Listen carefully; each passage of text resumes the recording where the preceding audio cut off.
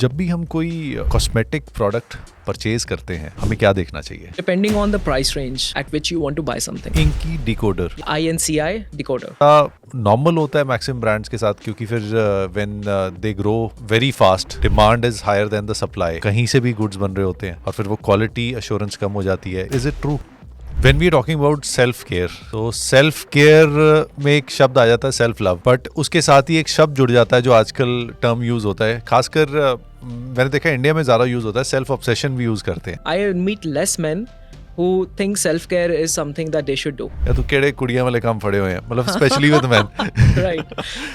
कि चरित्र में इत्र होना चाहिए. चरित्र में इत्र होना चाहिए. Feel music and you can live music.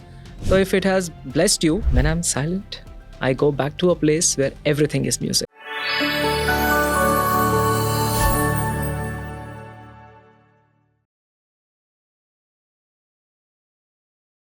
I think let's take it in a simpler example. अब भाई टोमेटोज़ हैं, ये मेरा फेवरेट एग्जाम्पल है, मैं बिकॉज समझाना आसान है. टोमेटोज़ हैं, अब वो आपको एक किसी रेडी पे भी मिल सकते हैं, right? Those are natural tomatoes. वही टोमेटोज़ आपको एक कोई सुपरमार्केट में मिल सकते हैं, which are cleaner, nicely packaged and probably are coming from fields which are well circulated and they are not get exposure to the bad elements of earth, या आपकी सीवेज वाटर जो है उससे वो एक्सपोज नहीं है. So you would think it's a higher grade of tomatoes. The moment you go to organic shops और organic stores, वहाँ पे जो टोमेटोज़ मिल रहे हैं they are going to be organic tomatoes, because those are available through these fields which have been organically plowed and seeds डाले हुए, organic seeds डाले हुए हैं, farming techniques सब कुछ organic. So एक ही product अभी हम बात कर रहे हैं टोमेटो की, natural tomato on a ready, natural tomato in a supermarket, and then we are talking about organic tomatoes being available at organic stores. Pricing का भी इसीलिए फर्क होता है. Pricing का भी फ़र्क होने वाला है. Organic tomatoes are generally going to be juicy. They will have a different taste to it or a different taste palette versus something which is just available. I think क्योंकि यील्ड भी उसमें हो जाती है, तो यील्ड का भी फर्क पड़ता है, क्योंकि ऑर्गेनिक में यील्ड ऑब्वियसली कम ही होगी, प्राइसिंग ज़्यादा होएगा and you have the understanding of the experience. So when I say about the beauty products, that organic beauty brand does not exist, I mean that you can have organic ingredients, but how can something be 100% organic? It can be natural. 100% natural, yes. 100% organic, no. If it's made with 1 or 2 ingredients, फिर हो सकता है organic. मैं मान लूँगा आपकी बात कि आपने 2 इंग्रेडिएंट्स डाले, आपने टोमेटोज़ भी ले लिया और लेट्स से आपने कैरेट का कुछ कंकॉक्शन बना दिया. हाँ ठीक है, क्योंकि आपने दोनों जो है वो ऑर्गेनिक शॉप से खरीदे थे, तो इसलिए आप ऑर्गेनिक इंग्रेडिएंट्स को बोल के ऑर्गेनिक प्रोडक्ट बना दिया आपने. Agreed there. A product like a hair care और skin care is made with 20 to 25 ingredients. Yes. I am not in Europe where I have a complete understanding of my supply chain of ingredients. कि मुझे पता है कि यार मेरे जो ये 20 इंग्रेडिएंट्स हैं इसमें से 18 या 19 इंग्रेडिएंट जो हैं ये तो ऑर्गेनिक सोर्सेज से ही आ रहे हैं. आप जनरली देखोगे कि organic brands in the Europe that are existing, वो भी लिखते हैं कि 97% ऑर्गेनिक ओरिजिन, 95% ओरिजिन लिखा होता है. Yes, it's the origin, right? That's cool, because that's the closest you can go to creating an organic product or a natural product, but not 100%. जब भी हम कोई कॉस्मेटिक प्रोडक्ट परचेज करते हैं हमें क्या देखना चाहिए?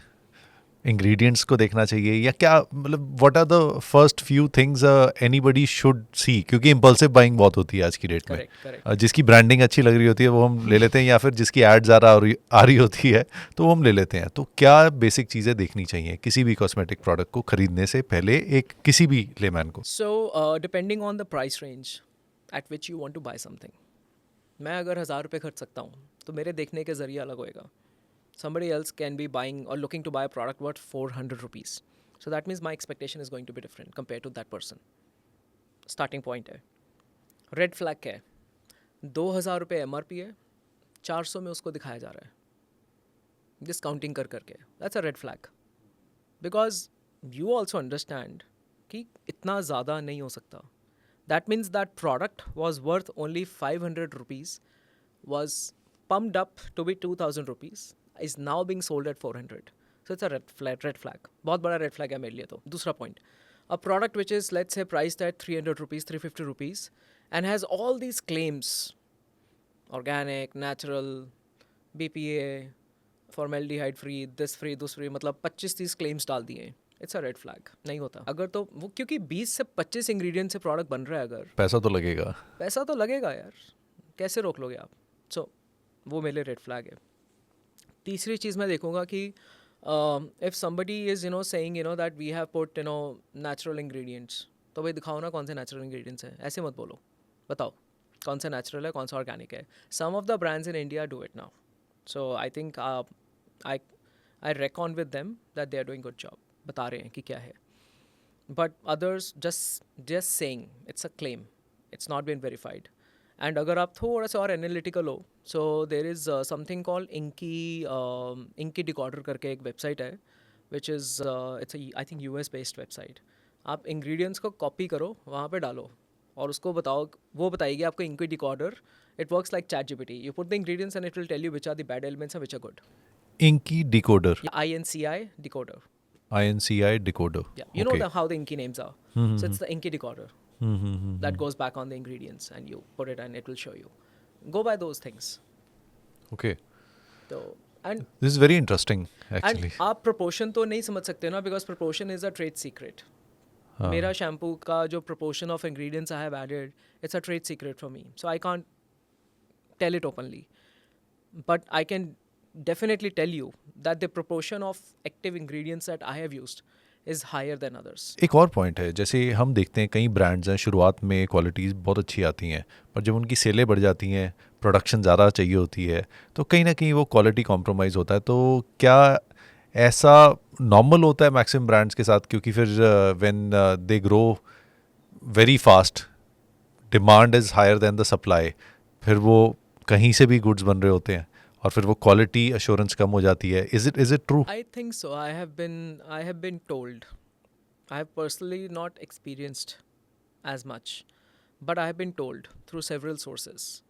And I think जैसे आप point कर रहे हैं ना इसका, because आपकी एक plant की production let's say 1 lakh थी, suddenly the market demands 2 lakh, तो आप कैसे करोगे ना फिर उसको? Either you find another manufacturer who can do it, और जब तक वो नहीं मिलता तब तक फिर आप एक ही फैक्ट्री से वो 2 लाख पूरा करने की कोशिश कर रहे हो जो डिमांड आई हुई है।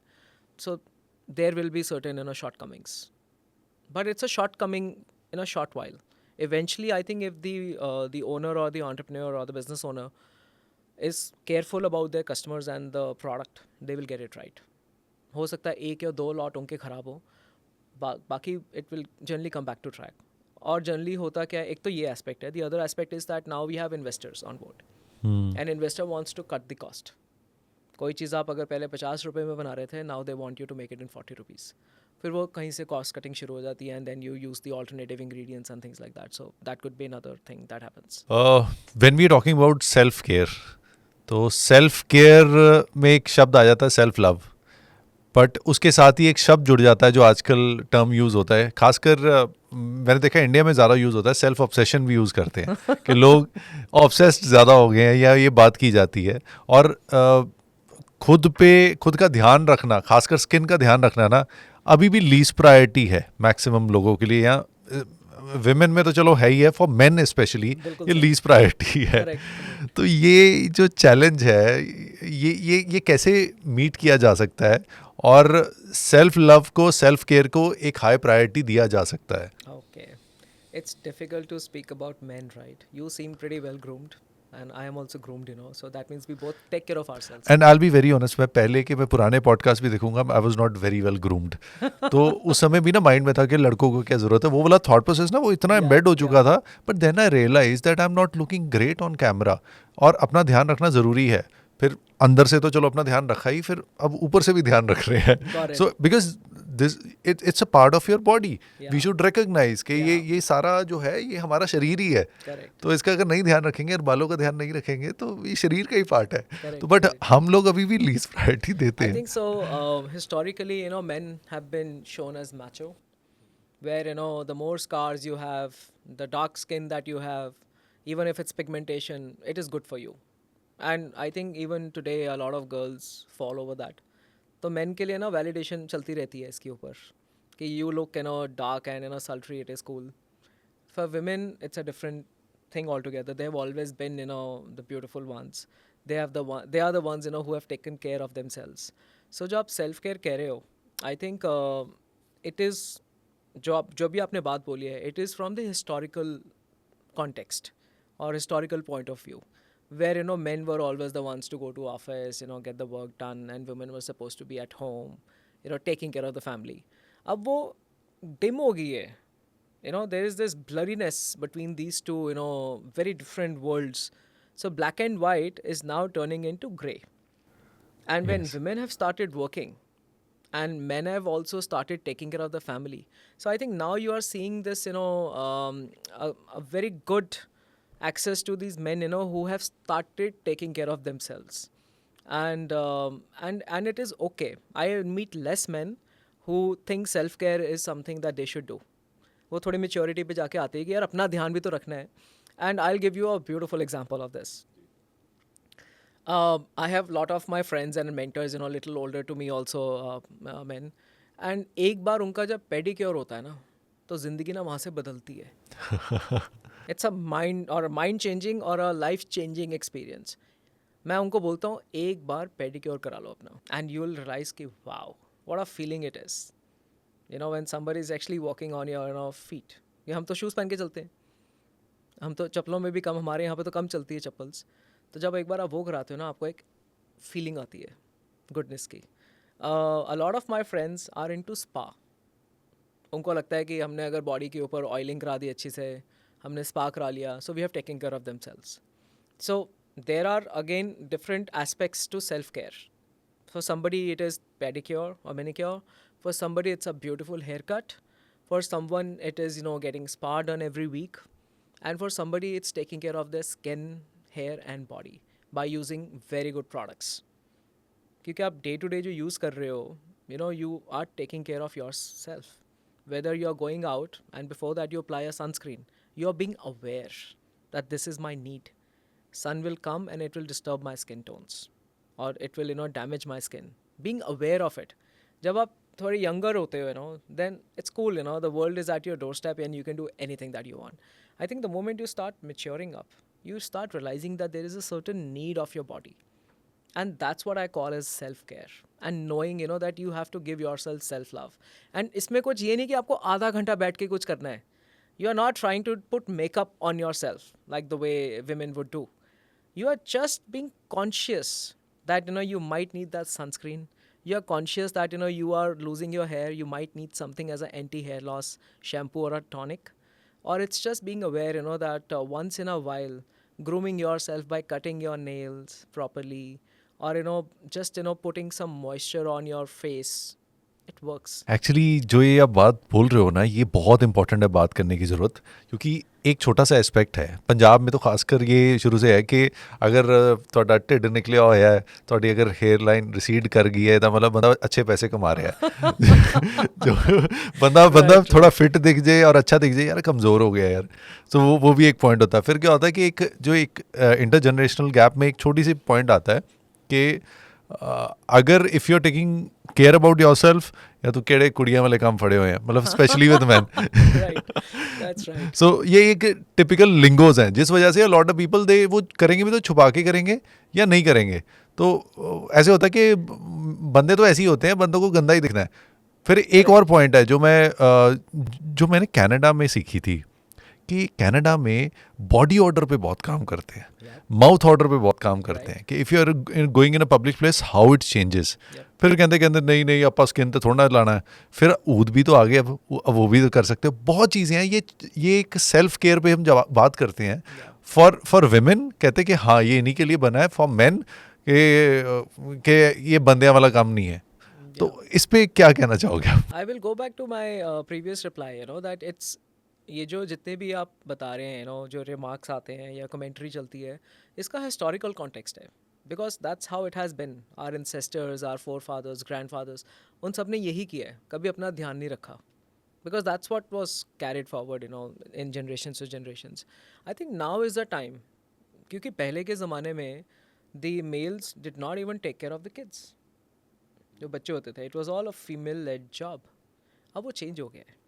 you know? जब पापा आते थे तो बच्चे छुप जाते थे वैसे ही कि पापा पापा आ गए right? और बस यहाँ किताबें लेके बैठ जाएंगे. Correct that's again it's a historical context. So मुझे लगता है कि अब ना वो कॉन्टेक्स्ट चेंज हो गया है. We are living in 2025. The world has changed, the world has moved on, and when you are in an equal partner in raising the children as much as you can, then you become, that the line has dimmed between, men should care about themselves or should not care. I think I am meeting more and more people, at least in the metro cities, men in the metro cities who are taking care of themselves, and it surprises me. Whether you're talking about the body odor or, the mouth odor, or, having like, something to put on the skin, it's happening. It has now started happening, honestly. मैं आपको अपना incident ही share करता हूँ. ये I used to live in a basement Canada में starting days में. मेरी ना जैकेट्स कुछ सिमिलर होती थी और वो मैं मिल के, क्योंकि अकेला रहते नहीं है और भी साथ में फ्लैटमेट या बेसमेंट मेट जो भी कह सकते हैं, तो there used to be a smell in my jacket जो मुझे नहीं रियलाइज होता था. और ना कभी शुरू से कभी परफ्यूम डिओड्रेंट कभी लगाया नहीं था, तो आदत नहीं थी. तो एक, और आपको पता है वहाँ पे बंद होता है सारा. अब मैं जा रहा था और रिकॉर्डिंग करना, तो वो और साउंड प्रूफ्ड होते थे. अच्छा, स्मेल आती थी. तो फिर क्या होता रहा, मुझे तो रियलाइज नहीं हो रहा. तो एक दिन क्या हुआ, वेरी सीनियर लेडी, मतलब who was running that radio station, उन्होंने आए कहते देख बेटा, मेरे को देखो बोलने में तो, मतलब इंग्लिश में बोला कि बोलने में मुझे अजीब हो रहा है क्योंकि तू वैसे साफ सुथरा है, बट ना जब तू जाता है ना यहाँ से तो पीछे स्मेल आती है. तो एंड वो तेरे बेसमेंट की स्मेल है, क्योंकि उनके पास तो और भी ऐसे बच्चे आते होंगे कि हमें पता है वो टिपिकल क्या स्मेल है, please apply something. I see. And that was the day. I was, I'm talking about 2010. Got it. That was the day I have always taken care of my body odor. कि उसका reason ये, और it बहुत अच्छा impression पड़ता है. Wherever I go, एक mouth order और बॉडी ऑर्डर, इसका ध्यान रखा और उससे बहुत काम मिलता है और उससे आपका बेटर होता है हर जगह, because everybody wants a pleasing smell and you need to take care of others as well in a way. And ये कल्चर वहाँ से आया था, but I find it lacking in India. ये मुझे आज की डेट में भी बहुत लैकिंग मिलता है. ये बेसिक्स है, क्योंकि हमें नहीं सिखाया जाता कहीं पे कि ये इम्पॉर्टेंट एस्पेक्ट है. तो मैं कहता कि ये कुड़िया वाले काम में, मतलब वही अगेन वो हो जाता है. I think so. जैसे आप बता रहे हो ना, I think it goes back to a beautiful example of the Axe effect. जब I think that was one product, which was aiming our mind that when you use X effect probably you'll get girls. तो वहाँ से शुरू हुआ था. Deodorants आना शुरू हुआ था, एटलीस्ट मेरी लाइफ में तो तब से आया था. डिओड्रेंट ज़्यादा आगे, लड़की तो कोई नहीं मिली, but I think it was good. Perfume का जो बात कर रहे हो, I think perfume is a beautiful example of a self care. That मैं अपनी स्किन का नहीं ध्यान रखूँगा, but I have to smell good, and I meet more men in that zone कि एटलीस्ट परफ्यूम तो हम लगाएंगे. अच्छा, which is again a wonderful thing. अब परफ्यूम के अंदर भी इतनी तरह तरह की फ्रेग्रेंसेस होती हैं. हम नेचुरल भी आ गया है, जैसे हम ऊद की बात करते हैं. ऊद is beautiful, it's a beautiful fragrance, and इतनी ब्रांड्स हैं. And I use a lot of perfume, but when I am putting that perfume, it is to keep me happy and elevated. Right, again it's part of my self care. I rarely put perfume for others. मेरी philosophy है थोड़ी सी, बचपन से चली आ रही है कि चरित्र में इत्र होना चाहिए. चरित्र में इत्र होना चाहिए. So if you have that supplemented with some fragrance, it's perfect. क्या बात है. मतलब most important is your character, उसमें इत्र हो, फिर ऊपर लगाओ तो सप्लीमेंट करेगा. So I follow that. It's a very good thought. Coming from you, it would mean a lot to a lot of people. I hope so. That these youngsters, or anybody who is watching me, get some inspiration. And because मैंने भी कभी किसी का कुछ interview सुना होगा जब मैं छोटा था, and a sentence or a word or a line can change your life. It does actually. So आज के इस एपिसोड से जो भी हम बात कर रहे हैं, if it changes even a single life, I would feel that I'm blessed that I could come and meet you here. No, I feel blessed talking to you, क्योंकि ये बात हो पा रही है और ये बात होनी बहुत इम्पोर्टेंट है. हम जब डीप रूट बात करते हैं तो हर चीज़ में डीप रूट बात होनी चाहिए, और अनकंफर्टेबल बातें भी डीप रूट होनी चाहिए जो हम डेली लाइफ में इग्नोर करते हैं. Correct. And those are very big. तो एक और पॉइंट है जो मैं आपसे ज़रूर शेयर करना चाहूँगा, एंड वो एक कॉम्बिनेशन वाला पॉइंट है कि दैट आप मेडिटेशन में काफ़ी एक्टिव हैं और म्यूज़िक आपकी मेडिटेशन का ज़रिया है। करेक्ट। और आप आई थिंक जो भी आपको जानते होंगे वो तो जानते होंगे कि यू आर अ गिटारिस्ट, आप सैक्सोफोन भी प्ले करते हैं, आप पियानो प्ले करते हैं, एंड आप इंडियन क्लासिकल म्यूज़िक गिटार पे प्ले कर लेते हैं। Yep. एंड दैट जितना मुझे सुनने में आया है कि काफ़ी अच्छे प्रोफेशनल टाइप लेवल पे आप करते हो। तो ये जो है आपकी जो चीज़ है, why have you been doing this and why is it important? Why is it important for you? Why I do it and why it's important. Why I do it, I don't know the answer. Because I have been infatuated and attracted to music ever since I was like, little boy, like 2 or 3 years old. तब my parents tell me कि जब भी music होता था, I used to go there. Music used to attract me. I don't know why. मैंने अपने ना पुराने भी जो होते हैं ना, पुराने जन्म भी चेक कराए हुए हैं कि भैया कुछ मैं म्यूजिशियन था तो मुझे बता दो यार at least, and there is no past connection. अच्छा, आपने वो कराए हैं चेक? मैंने कराया था बिकॉज आई वाज क्यूरियस ये म्यूजिक हाँ। कहाँ से आया लाइफ में, बिकॉज माई पेरेंट्स और in my entire family there is nobody who is into music. मतलब है ही नहीं, कुछ बैकग्राउंड ही नहीं है. तो मेरे को था कोई पास्ट लाइफ का कनेक्शन होएगा, पर वो भी नहीं निकला. देन फिर किसी समझदार ने बोला कि it is just that God has blessed you in this life Wow. that you can feel music and you can live music. तो if it has blessed you, तो just take care of it.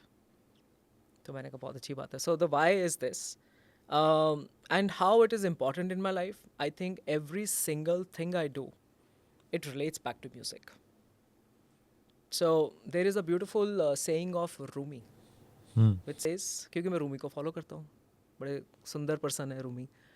He says that when I'm silent, I go back to place where everything is music. When I'm silent, I go back to a place where everything is music. I'm in that domain. If I'm not speaking and if I'm not thinking very strongly, I'm always with music. My life is all about music. There has been instances where I'm in a situation where I will just burst into tears because of the situation. Somebody died, or I'm pushed into a situation, something bad happened. I'll think of music and I'll be okay. So music is that for me. It's that love, it's that blessing कि जहाँ पे अच्छा बुरा गलत सब कुछ, it goes into the ocean of music. And I play instrument because वो इतनी बड़ी calling थी लाइफ की. एंड जिस टाइम मैंने शुरू किया था उस टाइम भी मेरे को याद है मेरे घर वाले मजाक में बोलते थे कि ये मरासी आ गया.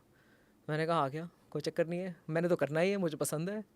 It took, I think, more than 20 years for them to realize that music is part of my life and it's part of the baggage that I have in a good way. And now everybody is made peace with it. And it took me a long time to get there with my music because I was very pertinent and consistent कि ये करना ही है music मुझे. So I started playing guitar about 30 years ago. And उसके बाद फिर वो भी क्योंकि बहुत नीड थी मुझे करने की कि I wanted to learn the guitar as an instrument. I loved it. Then also saxophone because I loved saxophone as an instrument. And मैं तो जलंधर में हूँ. It's a small city. So finding a teacher for guitar or for a saxophone was like, it's a very difficult job. तो खुद करते करते सीखा. उस टाइम YouTube आ रहा था.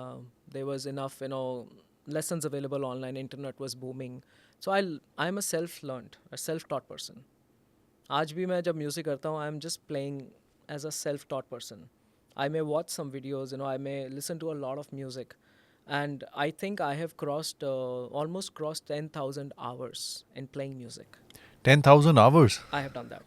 I feel now. तो निकोला टेस्ला की वो लाइन है ना कि अगर कोई भी चीज़ आप 10,000 घंटे से ज़्यादा प्रैक्टिस कर लो तो आप कहीं ना कहीं माहिर हो ही जाते हो उसमें. So I think I have reached that with music. Wow. So it's just that, whenever I get time, I play it. And I mean, I put videos on YouTube. I put videos on my Instagram. I'm putting things. And I'm not trying to attract attention from others. If it comes, it's wonderful. Music is something I'm doing for myself. It brings me peace. It keeps me sane. And it keeps me in touch with this dimension of life that does not exist in the physical world, right?